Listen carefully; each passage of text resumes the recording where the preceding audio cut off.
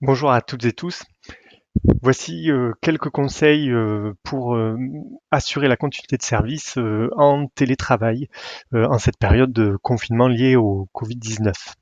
Donc, je vous propose deux points pour moi essentiels. Donc, un point organisationnel, ça veut dire que les aspects collectifs pour garder les interactions, surtout en temps de confinement.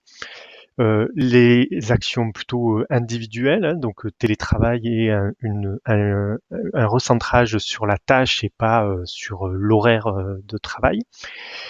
Et ensuite, quelques points techniques pour justement vous aider à avoir des outils normalement de webconférence ou pour du travail collaboratif, avec des liens que je vais placer dans l'article qui en lien avec cette vidéo. Donc sur le premier point, l'organisationnel, donc tout d'abord, je préférais commencer par le collectif parce que c'est important de conserver un lien avec tous les agents, avec les collègues, surtout quand tout le monde est isolé. Et donc, faire un point régulier, mais ça c'est selon vos habitudes. Le point régulier, il peut être une fois par semaine, deux fois par semaine, une fois tous les jours. Voilà, tout dépend de l'organisation de votre service, de la taille du service. Et le je vais découper en trois temps ce temps collectif. Donc l'idée c'est de le faire avec une webconférence pour qu'en plus les agents puissent se voir un peu, qu'on voit un peu chacun. Donc là, je vous indiquerai des outils. Alors, un premier temps, c'est d'abord, avec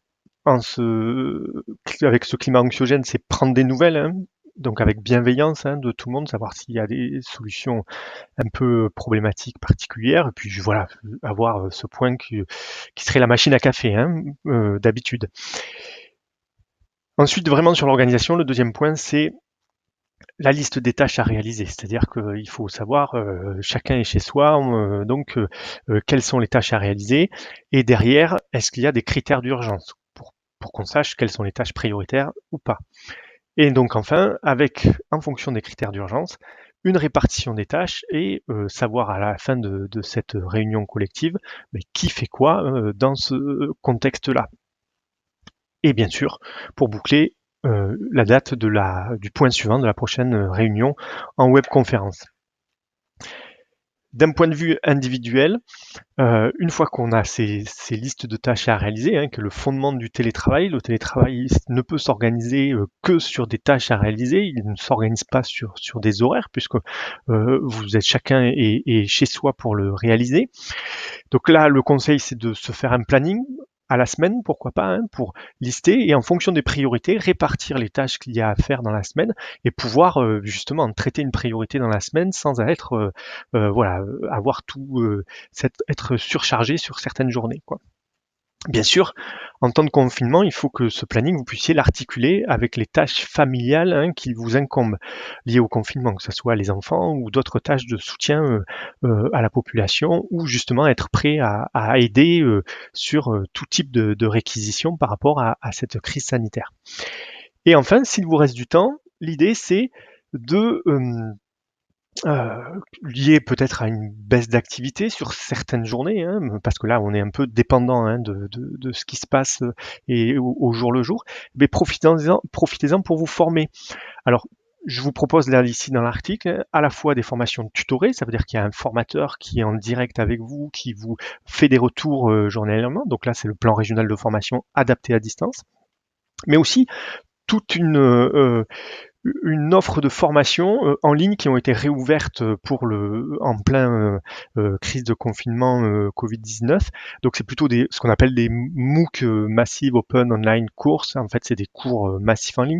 Donc là, il n'y a pas d'obligation, pas d'engagement. Si ça vous plaît, vous continuez. Si ça vous plaît pas, vous arrêtez, vous commencez un autre. Bien sûr que là, il y a beaucoup moins de retours formateurs.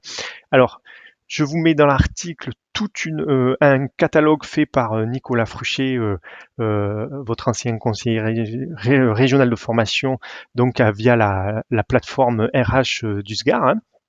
Et puis moi, j'en rajoute quelques-unes, voilà, sur des thématiques que j'avais déjà listées. Et là, l'idée sur ce type de formation, 20 minutes par jour, ça suffit largement. Donc voilà, même si vous avez 20 minutes par jour, vous pouvez commencer une formation, suivre et voir ce que vous voulez. Enfin, le deuxième point que je vais traiter rapidement, parce que là, ça va être plus des liens, c'est le point technique. Donc, depuis chez vous, organiser des audios, c'est compliqué parce que voilà, il faut avoir une pieuvre, quelque chose comme ça. Donc là, on découvre tous des outils de webconférence. Alors certains les connaissaient bien. Donc, pour pouvoir le faire, même en dehors du réseau sécurisé, le fameux réseau RIE. Donc, il y a Jitsi, donc Jitsi hors RIE pour que tous les agents puissent y accéder depuis chez eux, que ce soit sur un ordinateur personnel, l'ordinateur professionnel ou un smartphone professionnel ou personnel. En ce moment, il y a beaucoup de monde. Donc nous, avec le collectif RNSPF, qui est lié à ce blog-là, on utilise plutôt Zoom. Alors dans sa version gratuite, il est limité à 40 minutes pour des réunions, mais en général, 40 minutes, ça suffit largement pour faire un point si on est bien organisé avec les 3 points que je donnais. Et très bonne qualité, et en plus, bon, mais si c'est compliqué de déclarer une réunion, donc je signale bien que sur ces 2 applications, Jitsi et Zoom, il n'y a pas besoin de se créer un compte pour les gens qui assistent à la réunion, des fois une petite application si c'est sur un téléphone à installer. Il n'y a que l'animateur de la réunion qui a besoin d'avoir un compte. Et si là, vous pouvez vous appuyer sur les compétences dans vos services, s'il y a une personne qui sait plus facilement créer ça, vous le demandez, et en plus, il peut très bien déclarer effectivement son chef ou sa chef de service comme animateur, animatrice de la réunion. L'outil est prévu pour ça. Et ensuite, quelques outils collaboratifs, c'est-à-dire que quand on doit gérer des répartitions de tâches, mais aussi du travail journalier, vous avez énormément de choses accessibles, donc depuis chez vous, qui sont les outils comme dans Google Drive, que ça soit du texte ou des tableurs, ou la solution de Framasoft, Framapad, mais la version de tableur est saturée en cette période. À vous de jouer, et merci.